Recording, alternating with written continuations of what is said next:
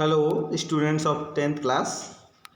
Today I am going to teach you your second chapter in supplementary. The name of the chapter is The Judgment Seat of Vikramaditya.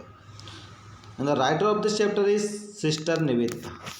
ये आप statue देख रहे हैं, ये विक्रमादित्य की है. We all are familiar with the name of Vikramaditya.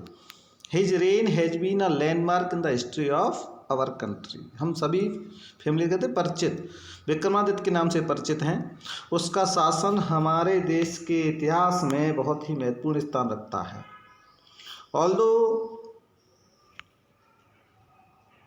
His reign has been landmark in the history of our country. The Vikram Samvat owes its origin to him. जो विक्रम संवत है अपना, वह भी उसी से उसकी उत्पत्ति हुई है, उसी ने प्रारंभ किया था ये.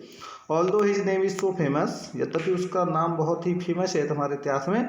इट इज स्ट्रेंज, लेकिन ये बड़ी विचित्र बात है, that we hardly know anything definite about his life, कि हम उसके जीवन के बारे में मुश्किल से बहुत कम जानते हैं.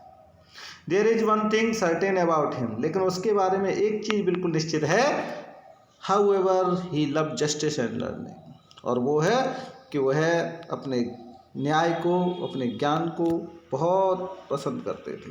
न्याय के लिए और ज्ञान के लिए, विद्या के लिए बहुत फेमस थे वो. He gave perfect justice to his people and gathered learned man about him in his court. वह सभी को सही न्याय देते थे, अपने लोगों को, अपनी प्रजा को, और जो विद्वान लोग थे वह उनके दरबार में इकट्ठे रहते थे. It is said that he was the greatest जज इन हिस्ट्री. ऐसा कहा जाता है कि इतिहास में वह सबसे बड़े जज के रूप में उनको जाना जाता है, न्यायाधीश के बारे में जाना जाता है. Vikramaditya was never deceived not did he ever punish the wrong man.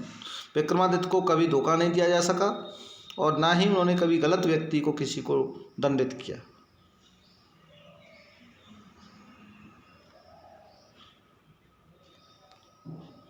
The guilty trembled when they came before him, for they knew that his eyes would look straight into their guilt. जो अपराधी लोग होते थे वो उसके सामने आने से डरते थे, क्योंकि वो जानते थे उसकी आँखें उनके अपराध को देख लेंगी. And those who came to him with difficult problems were always satisfied by the way he solved them. और जो भी उनके पास आता था अपराधी, या जो भी न्याय के लिए उनके दरबार में आता था, वो सब संतुष्ट होकर के जाते थे उसके उस निर्णय जिस प्रकार से वह सॉल्व करता था. And so in India after him whenever any जज pronounced his judgement with great skill. उसके बाद जब कभी भी कोई न्यायाधीश एक योग्यता क्षमता के साथ में किसी निर्णय को सुनाता है, it is said of him, तो उसके बारे में ऐसा कहा जाता है, he must have set on the judgement seat of Vikramaditya, कि यह जरूर विक्रमादित्य के सिंहासन पर बैठा होना चाहिए. Has anyone ever seen the judgement seat of Vikramaditya. क्या किसी ने कभी विक्रमादित्य के सिंहासन को देखा है? परहैप्स नॉट, शायद नहीं.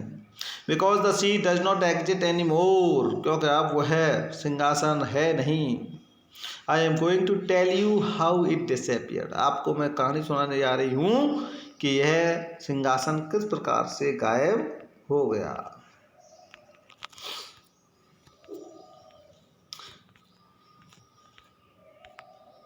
Next, after the death of Vikramaditya, the people of Ujjain in due course of time forget him. Vikramaditya की मृत्यु के बाद कुछ समय बाद लोग उसको भूल गए. His palace and his fortress were ruined. उसका महल, उसके किले खंडर बन गए. The heaped up ruins, और वह खंडरों के ढेर, having been covered with grass, उनके ऊपर घास उगाई, dust, धूल जम गई, and trees, और पेड़ उगाए, but turned into a pasture for feeding the cattle. और वह उसका साम्राज्य जो था वह एक घास के पास्चर कहते हैं चरागाह, घास के मैदान में बदल गया, जहाँ पर लोग अपनी कैटल कहते हैं चौपाया जानवरों को चराने के लिए आते थे, दूध देने वाले जानवर.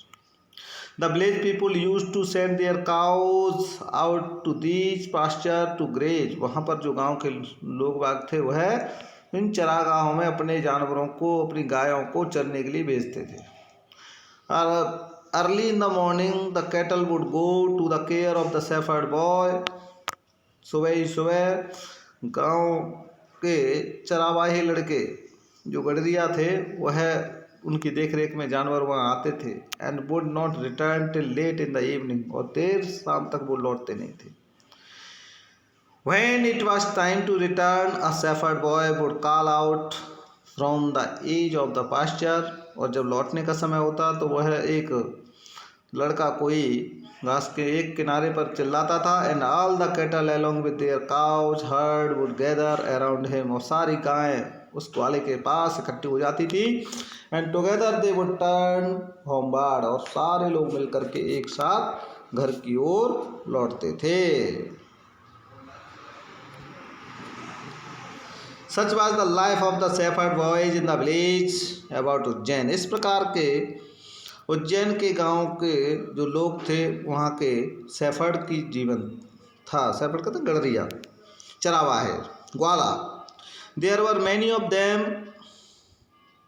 and in the long days on the pasture. उनमें से बहुत सारे लोग ऐसे थे जो वहाँ घास के मैदान में पूरे दिन रहते थे. They had plenty of time for fun. उन पर बहुत पर्याप्त समय होता था मज़े लेने के लिए, आनंद करने के लिए. One day they found the play ground. तो एक दिन उन्हें एक प्ले ग्राउंड मिल गया वहाँ पर घास के मैदान में. And how delightful it was. और ये कितना अच्छा था. The ground under the trees was rough and uneven. और पेड़ों के नीचे जो ज़मीन थी, जो मैदान था, वह खुरदुरा था और ऊंचा नीचा था. अनइवन कहते ऊंचा नीचा. Here and there the ends of the great stone peeped out. और यहाँ वहाँ उसमें से बड़े बड़े पत्थर निकल रहे थे. And in the middle there was a green mound. और बीचों बीच में एक हरा भरा टीला था. Which looked very much like a judge seat. जो एक जज की सिंहासन जैसा दिखाई देता था.